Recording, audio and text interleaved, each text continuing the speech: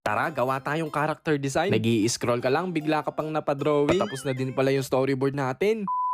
Maraming pages na yung natapos ko sa storyboard, pero yung schoolworks mo, di mo pa din tapos. Nakaw! Kung curious ka, ano yung character design? Bale, drawing mo lang ano magiging itsura ng specific character para may reference ka na anong suot, itsura, at kulay niya. Dapat kasi consistent lagi, hindi tulad ng chat nyo. Hindi ko na masyado ginandaan yung line art ko dito kasi magiging reference ko lang naman talaga siya. Para pagdating natin sa animation process, hindi ka na mag-iisip kung ano yung magiging itsura niya. May nagtatanong din pala, ilang oras ako natatapos sa line art? Actually dito, since character design pa lang to, siguro natapos ko to 20 to 30 minutes. Partida, hindi detailed at walang movement. Tapos pagdating sa background, gagawa tayo ng video about dyan. Favorite part ko talaga yung magkulay. Para kasi akong kinder ulit, yung color ka lang, wala kang iniisip na mga performance task. Pero syempre, pag may shadows na at mga blend, ibang usapan na yan. Tsaka dapat di masakit sa mata yung mga gagamiting kulay. Bale, ito na yung character design natin. Paano ba yan? Tingin nyo, ano yung next? Arigato, itoy!